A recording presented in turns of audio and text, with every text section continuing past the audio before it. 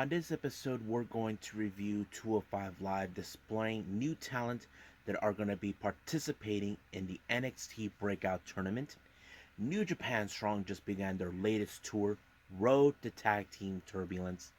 We're also going to review the continuation of All Japan Pro Wrestling's Champion Carnival with day 4 and 5. Now keep in mind, I did not see day 3, but I did catch up with how much points, so we're going to add those up near the end of that, and also some news updates regarding about what happened to Aleister Black that now brought the attention to also another former WWE star who was just recently released as well, Buddy Murphy, and also the surprising debut of Shotzi Blackheart and Tegan Nox on this Friday's Smackdown. So, let's get started with another episode of Deleted Wrestle Zone.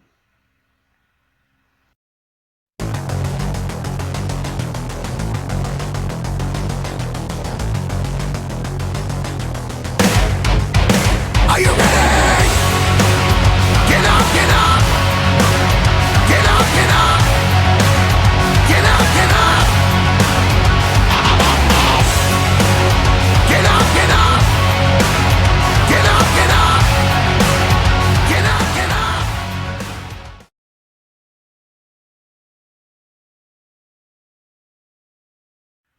Welcome everybody to Deleted Wrestle Zone. All things that is pro wrestling with AEW, NXT, New Japan Pro Wrestling, Impact Wrestling, the National Wrestling Alliance, various promotions, wrestlers, matches, and championships. I am your host, J-Rod here. So, let's begin with WWE's 205 Live. Now, I said before, right now, they are displaying talent that are meant to be participating for the NXT Breakout Tournament. Now, however, you probably say, why are they involved in 205 Live? Well, the reason is, I'm assuming that fans don't know who they are, but if you follow them on the Peacock network, then you probably would know.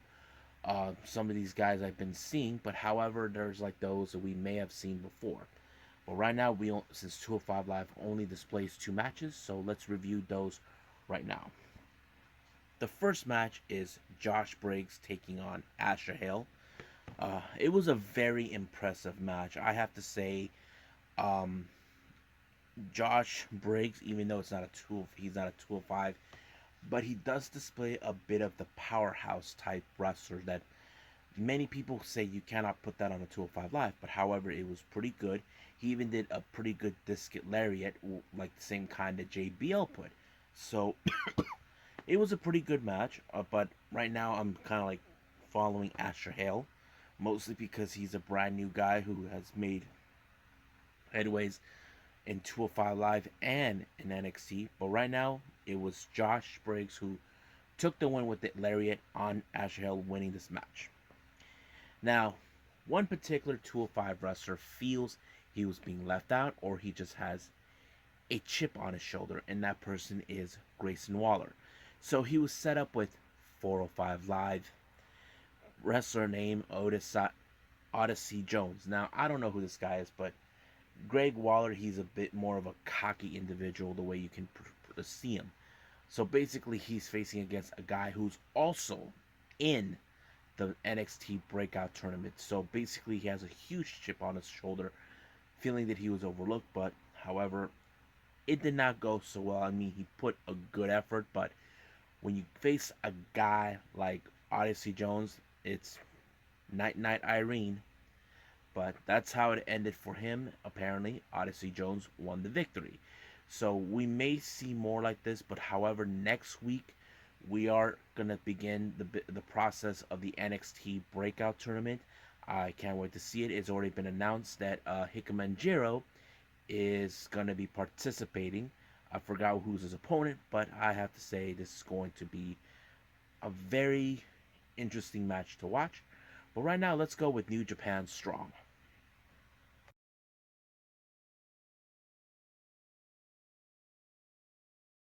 Alrighty, so New Japan Strong just began their latest tour, Road to Tag Team Turbulence. Now, if you guys don't know what that is, this is a tournament for tag teams in North America. Basically, we're going to be seeing more of this type of things.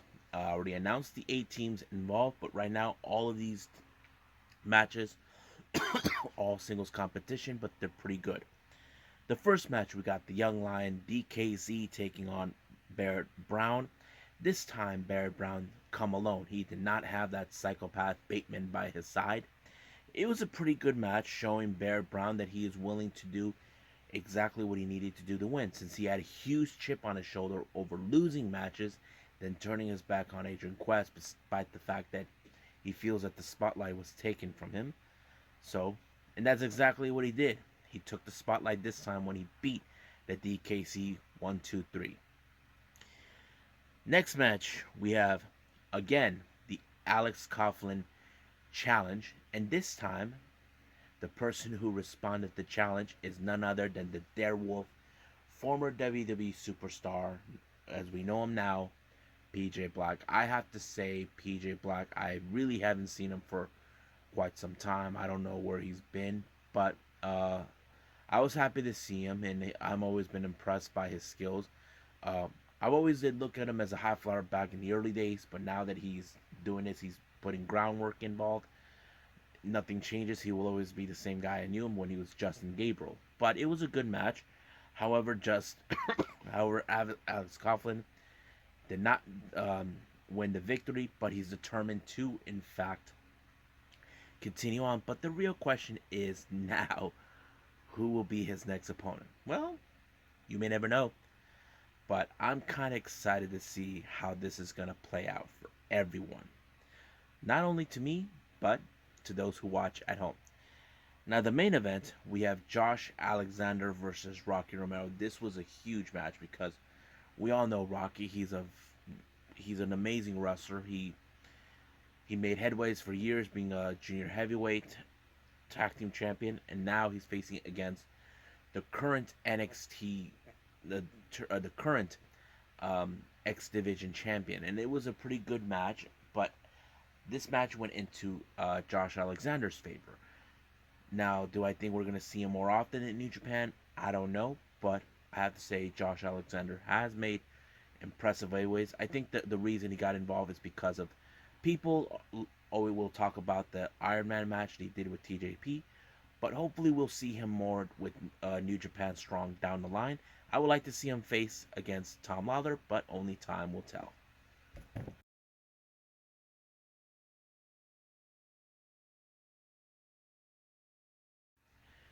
Okay, so we're continuing on more with All Japan Pro Wrestling's Champion Carnival 2020. Now, I said it before, I haven't seen day 3, but however, I am going right now with day 4 and 5. But right now, let's go with day 4 right now at this point. Now, the first 3 matches are just tag team matches. The first one, we got Zanagi teaming with Alejandra and Koji Iwamoto, taking on Blackman Suri and Evolution members Dan Tamura and Hikaru Sato. Now, this is a very interesting thing. Izanagi, he is not the kind of guy who will team with anybody. He's a heel, but however, he'll do whatever it takes to win the matches. But this time, it did not go exactly according to plan. It was Hikaru Sato once again putting Alejandro in a submission, and boom, he tapped out. It was over. Night night, Irene. Next match, we have Ryuka Honda and Yoshitatsu taking on Akira Francisco and Suji Ichikawa. Now, I would have expected with Akira and Shuji to win, but however, it was Yoshitatsu who pinned Akira with the 1-2-3, and I'm like, wow, he is still amazing. I mean, I haven't, since I know that he didn't have a good career with WWE, but being in All Japan is pretty much impressive. So he won the match, and finally we have the next rim, Azuki Ayagi, Rising Hayato, and Kento Miyamura taking on Total Eclipse, Kodu Omari, Tajiri, and Kuma Arusha. Now, this is, as you know, Total Eclipse has been making headways for months since they first appeared, but this time they're using their cheating tactics to win the match with despite the fact The ref did not see it, and that's exactly what Total Eclipse has been doing. They have become another heel faction that will take everything to win their matches. Now we go to the 4 matches involving Carnival champion. You probably say, wait a minute, we saw 10 wrestlers. There's only one. We would say 8. Well, looks like they decided to give two wrestlers take the championship off, but participate in wrestling matches and that sort of thing. First match, we have Kohei Sato taking on Shotaro Ashino. Awesome match, I have to say. I was like, I did not expect a whole lot, but Kohei Sato is very impressive, despite the fact he is not an All Japan wrestler. He's a Pro Wrestling 01, but I have to say he really impressed me. But Shotaro did not. He came up short, but he gets the 2 points on this one. Next match, we got Koji Doi taking on Suwama. This match was great too, but however, the match ended with referee's decision when Suwama had Koji Doi in a submission and he was out. He passed out. Then we got Shinjiro Otani taking on, of course, the leader of Total Eclipse, Jake Lee. But you guys can guess right away that Jake Lee wins this match because that's exactly what he wants to do, is to get to the top. So, and then finally we got Yuma Aoyagi taking on Zeus. Now this match was pretty good, but however, this one was a big upset. Now, the way I see it, Zeus was undefeated in his first 3 matches, but however, not today, not this one. He actually lost his first match, and I was like thinking he could have won. I don't know if exactly if he was planning to be one of the fewer ones to win the champion carnival. I don't know, but we'll see what happens. But right now, this was an upset, so now he has an undefeated streak. But let's move on with day 5.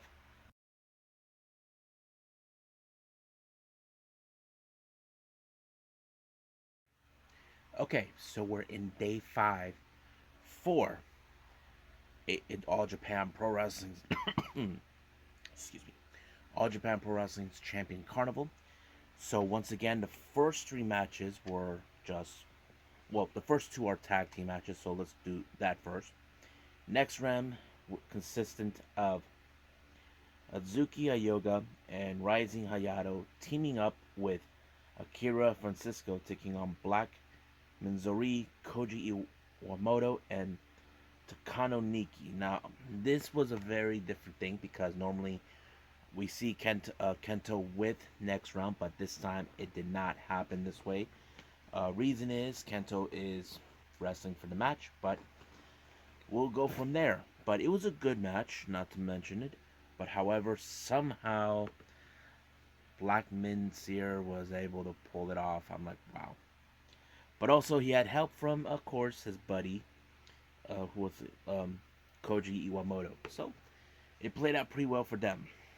Next match, we have all members of Evolution, Dan Tamura, Hikaru Sato, and Suwama taking on Total Eclipse, Hokuto Omori, Tajiri, and Kuma Arashira. This has now been showing how Total Eclipse has been the most dominant force since then, but now it's like they're rising to the occasion. But as always, this feud between Evolution and Total Eclipse is going to explode as soon as you know that they're going to cheat their way through to win the match, and that's exactly what they did. Ref didn't see a thing, but in post-match they decided to continue on with the fight. Now we got a little different match in this next one. We have the different martial art fight consistent of Takotoshi Matsumoto and versus Yoshitatsu. Now this is a very neutral. This is more about martial arts style. Like I don't know what, but it played pretty well from watching.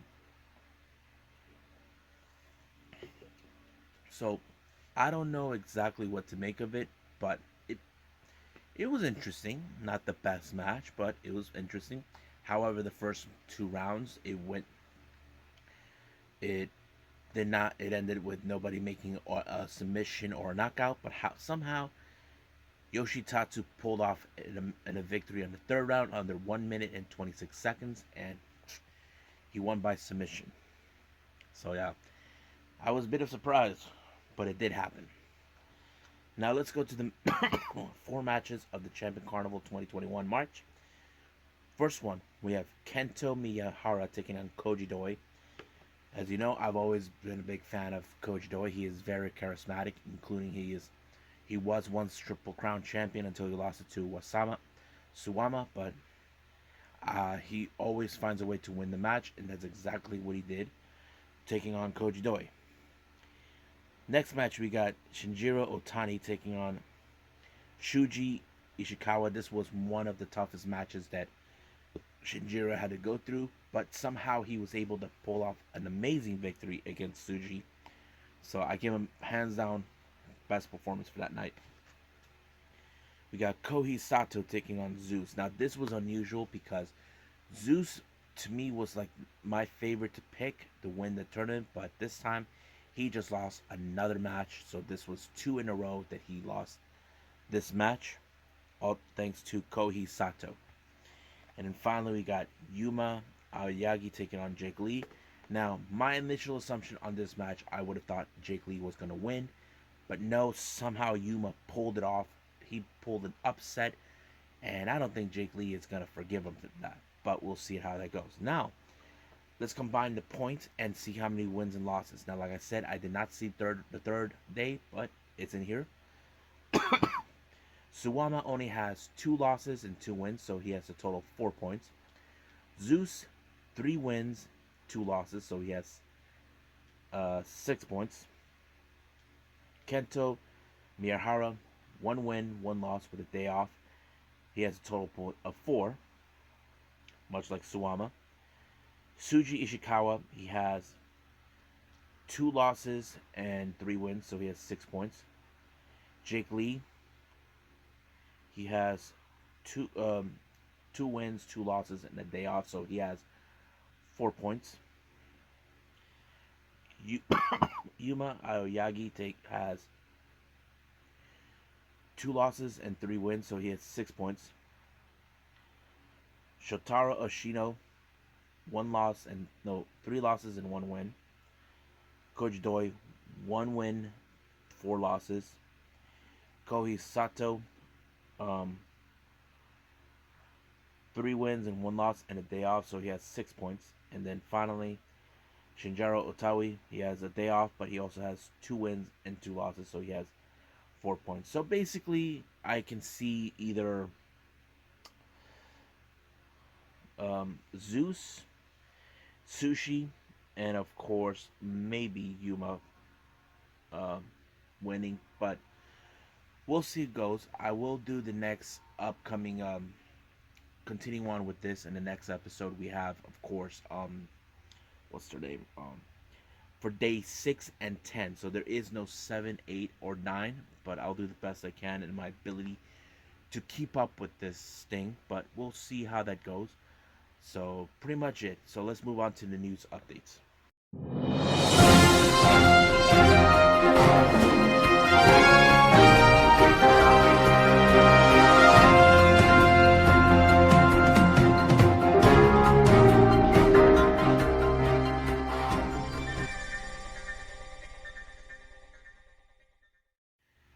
Alright, as you know, these are news updates right now. Recent news has now come across where now we're seeing Shotzi Blackheart and Tegan Nox just made the call to the main roster. They made their debut on Smackdown, taking on the WWE's Women's Champion, Natalya and Tamina. Now, this was a very unusual thing. I didn't expect them to be called because right now there's like an endless feud that did not complete back in NXT. Now, Tegan Nox made her return to WWE on NXT this past Tuesday, where she where she shocked Candice LeRae. Now the feud to me, I felt that they should have let her stay in NXT just a little longer to finish off the feud, but no, this is typical Vince trying to shake things up. Same thing with Shotzi Blackheart, but we'll see where that goes. But As you know, we are concerned when wrestlers make the jump from the NXT brand to um, the main roster. Things don't go well, but we'll see how that goes. Now, in the wake of what happened this past Wednesday on AEW Dynamite with Malakai Black, formerly known as Aleister Black, and Tommy End, made his shocking debut on AEW Dynamite Road Rager. Now, many fans did speculate there was no way he could have done it. He had a 90-day no-compete clause. Sadly, there was a clerical error that was revealed saying that WWE did not change his status, knowing since he was in NXT a few years ago and then he got called up to the main roster, they did not change his status. Apparently, they're making calls to wrestlers who may have had a similar situation. It appears, I don't know if I heard this correctly, Buddy Murphy made a podcast interview with Sean Sapp of Fightful Select, where he gets the call about what happened. Apparently, here's what's going on. He did stated that they can change his status from the 30-day to the 30-day non-compete clause to 90, as if he wants to continue being paid during that time. So basically, that kind of explains a lot of things, because if you guys know, Malakai Black made this decision to go ahead and jump with AEW once his 30-day non-compete clause was finished. So I don't know who else got the call, if there's anything like that, but we'll see where they're gonna go. But to me, like I said, it was too funny that WWE screwed up. But looks like we may have someone who may have been dealing with it, but it's still unclear if Buddy Murphy is going to be doing that, where he accept the 90-day no-compete clause or whatever. But we'll see where they're going to go. So I think that's about it. Okay, so I hope you guys enjoy these episodes, me reviewing 205 Live, New Japan Strong, and of course All Japan Pro Wrestling. Coming up, I will continue with the last two events of Day 6 and Day 10 of All Japan Pro Wrestling. There is no 7, 8, or 9, so like I said, I'll do the best of my ability, and I also will review the latest New Japan event and of course Choco Pro as well. So basically, it's all Japanese wrestling in the next episode, which is fun for me to watch because I know I get viewers who enjoy those the most. But for now, you guys will see me on the next DWZ time. Same DWZ channel. I must bid all of you adieu. So goodbye. Mwah. And have a nice day. Bang.